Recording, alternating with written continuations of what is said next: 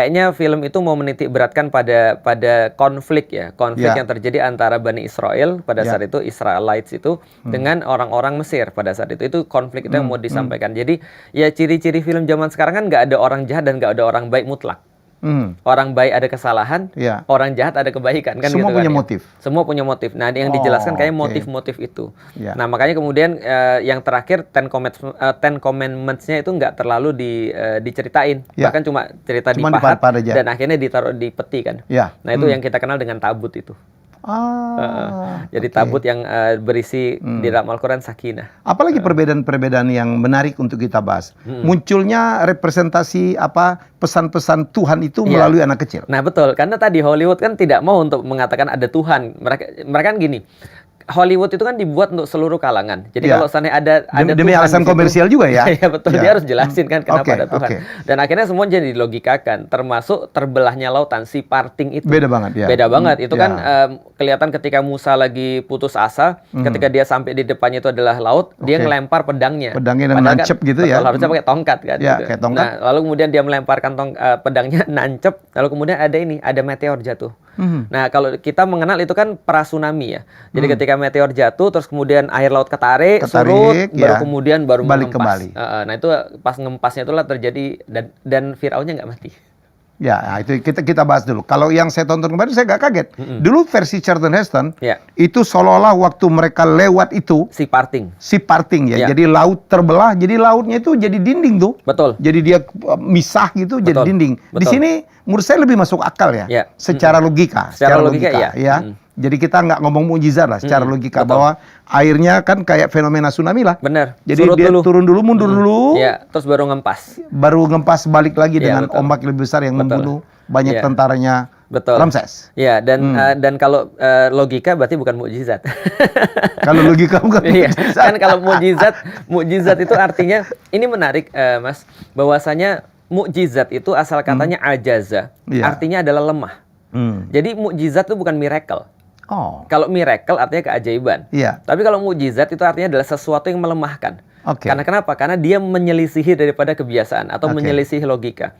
Karena kalau masih bisa dilogikakan itu bukan mukjizat. Bukan mukjizat. Makanya itu ya diceritakan dalam Hollywood itu berarti adalah sebuah logika. Logikanya tuh gini loh. Nah, tapi kalau di dalam Islam mukjizat. Lucunya adalah kalau Islam terbelah ya si parting. Dan bukan hanya terbelah dua. Ada pendapat yang mengatakan 12. Lorong-lorong gitu? Iya, 12. Karena kayak seawall gitu kan? Iya, setiap belahan itu masing-masing diperuntukkan pada 12 Bani Israel. Dan tidak hanya itu, dikeringkan kemudian tanahnya oleh Allah. Nah, jadi dikeringkan tanahnya oleh Allah sehingga ya aku pikir jadi susah juga sih menggambarkan itu. Ada penggambaran agak bagus.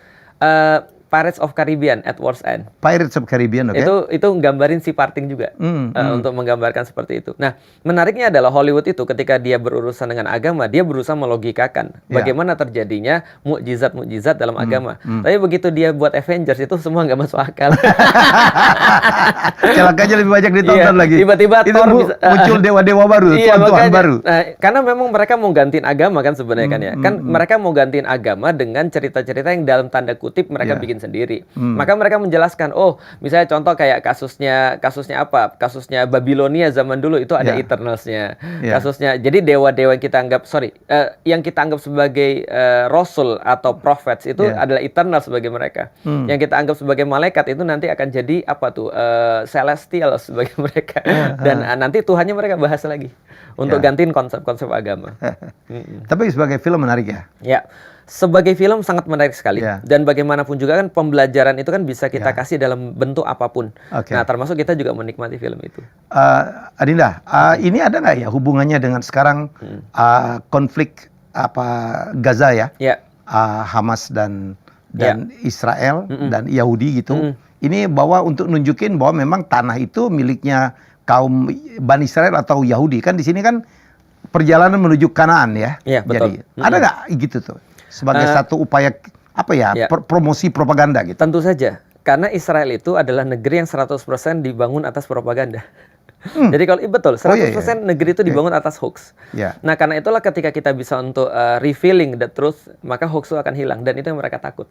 Makanya semua bentuk daripada usaha untuk revealing truth itu mereka blok kan. Kalau ada orang punya akun mereka ilangin. Sean King kemarin kan akunnya dan dihapus. Akun saya juga dihapus gitu kan ya. Nah, jadi mereka takut untuk revealing the truth. Sementara mereka terus-menerus untuk propaganda hoax. Karena negeri ini nih ya 100% dibangun atas propaganda. Contoh misalnya, bagaimana kita nggak katakan dibangun atas propaganda? Mereka senantiasa merasa mereka adalah korban. Dalam kasus misalnya 7 Oktober sampai sekarang aja ya mereka masih merasa korban. Padahal mereka tiap hari bunuhin orang. Sekarang udah 30.000 lebih orang-orang dibunuhi, mayoritas diantaranya adalah wanita dan anak-anak misalnya. Mereka bilang mereka cuma cari Hamas, tapi orang-orang bilang they destroy everything, kill everything except Hamas. Nah, jadi mereka semua hancurin kecuali Hamas. Mereka nggak dapat sama sekali. Karena sampai sekarang kan nggak ada tuh. Misalnya footage ini adalah kantornya Hamas, nggak ada. Yang ada ya yang mereka bikin sendiri, yang akhirnya justru dibully lagi gitu kan ya. Nah, artinya ini negara dibangun atas hoax. Termasuk ketika dibangun awalnya aja kan mereka bilang mereka adalah korban kekejaman Nazi. Lalu kemudian mereka bilang mereka mengalami Holocaust di Eropa, never again. Mereka bilang bahwasanya mereka nggak mau lagi untuk dibunuh. Mereka akhirnya punya ide. Theodor Herzl bilang der Judenstaat, kita harus punya sebuah negara Yahudi yang baru. Setelah itu kemudian mereka out of nowhere tiba-tiba minta tanah yang sudah ada orangnya di situ. Apapun alasannya ya Mas ya, kita bisa argue tentang alasan legal tentang siapa yang punya tanah itu. Contoh misalnya, sebelum saya masuk kepada alasan logis, contoh ya, ada satu meme yang menarik yang dibuat oleh orang-orang Irlandia. Jadi dia seolah-olah gini, ada orang Inggris tiba-tiba diketok pintunya sama seorang perempuan. Dia perempuan ini berlogat Itali. Berlogat Latin. Terus dia bilang, kamu yang punya rumah ini? Oh ya tentu saja. Udah berapa lama kamu tinggal di sini? Ya dari zaman kakek saya tinggal di sini. Nah kalau gitu kamu sekarang tinggal sama siapa? Ya kebetulan saya belum menikah. Sendiri. Itu membuat kami lebih mudah, dia bilang. Nah, kenapa? Ini mulai sekarang jadi punya saya. Loh kok bisa gitu? Karena dulu Romawi pernah menguasai Inggris. Jadi ini adalah rumah saya. Analoginya seperti itu. Dan saya adalah keturunan Romawi, kata dia. Nah pertanyaan berikutnya, kalau kita mau review, siapa yang kemudian jamin dia adalah keturunan orang-orang yang dulu pernah tinggal di sana? Bahkan ada orang-orang yang mengatakan bahwasanya hampir sebagian besar orang-orang Yahudi yang dulu pernah tinggal di sana itu masuk Islam. Masuk Islam dan akhirnya tinggal di situ. Akhirnya mereka lah penduduk lokal sebenarnya. Walaupun betul ada orang-orang dari negeri-negeri yang lain. Tapi argue tentang history, kita bisa argue di situ, tapi kita mau bahas tentang logis. Logisnya begini. Ada pernah orang yang bilang sama saya, Ustadz, tapi kan Ottoman sudah kalah ketika Perang Dunia Pertama. Maka secara sah itu berdasarkan hukum perang itu adalah tanahnya mereka karena mereka sudah ambil. Saya bilang betul, tapi masalahnya gini, taruhlah misalnya gini, Cina menjajah Indonesia, taruhlah. Kenapa harus Cina sih? Ya karena saya orang Cina misalnya. Cina menjajah Indonesia, lalu Indonesia kalah tentaranya. Lalu kemudian Cina mengumumkan, mulai dari sekarang ini Indonesia saya hapuskan, NKRI nggak ada lagi. Karena saya sudah menang, NKRI nggak ada. Mulai dari sekarang semuanya adalah diatur oleh misalnya RRC, Republik Rakyat Cina.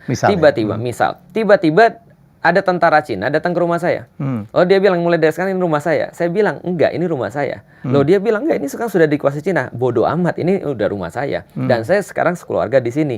Lalu kemudian dia bilang, mana suratnya? Ya ini suratnya. Dia bilang, ini nggak berlaku lagi. Mulai dari sekarang ini punya Cina. Enggak, ini punya saya. Terus dia bilang, ini istrimu juga punya kami. Enggak, ini punya saya, istri saya. Terus dia bilang, enggak, ini secara sah punya kami. Ya udah, kalau gitu saya ngelawan aja. Itu sederhana. Begitulah analoginya. Ya, terus dia bilang, lah kalau gitu Ustaz, bagaimana dengan orang-orang Inggris yang sudah menguasai? Saya bilang, ya itulah namanya penjajahan. Penjajahan itu adalah ketika ada orang datang ke tempat satu tanah yang tanah ini nggak kosong, sudah ada orang tinggal di situ, sudah ada orang apalagi udah beratus-ratus tahun di situ, tiba-tiba dia mengklaim ini tanah dia, itulah penjajahan. Itulah yang namanya kolonialisme. Itu secara logis. Oke, luar biasa penjelasannya. Jadi kalau debunking hoax, habis tuh Israel tuh. Karena mereka negara yang dibangun atas hoax. Jago banget ya. Iya, jago mereka. Tapi mereka jago. Punya penentu-penentu keputusan di seluruh dunia. Dan apa ya? Memang tidak bisa tidak kita harus akui. Memang mereka adalah bangsa pilihan Tuhan yang mereka memang punya keistimewaan. Dan keistimewaan mereka adalah ulet dan ada satu yang katanya yang menjadi dan pintar. Pintar, tapi bukan itu kualitas terbaik. Kata orang kualitas terbaik Yahudi itu adalah mereka mampu merencanakan dalam jangka panjang dan istiqomah menjalankan rencana jangka panjang. Itu nggak dimiliki Indonesia. Kita sudah nggak mau rencana jangka panjang, menjalankannya diubah-ubah mulu. Pendek-pendek aja ya? Iya. Itu pun diubah-ubah mulu. Oke, kita balik ini. Satu yang saya pengen dapat penjelasan dari Ustadz Felix Yao. Dulu Islam itu kan wow, luar biasa ya. Betul. Pusat ilmu pengetahuan, pusat penemuan, pusat peradaban. Semua. Semua ya. Saya ingat banget dulu ada satu gedung di Baghdad kalau nggak salah, Baitul Hikmah. Ya di mana seluruh seluruh negara, apapun agamanya belajar di sini. Mungkin Ustadz Felixio bisa menggambarkan betapa hebatnya Baitul Hikmah. Iya, jadi sebelum kita ke Baitul Hikmah, kita bisa untuk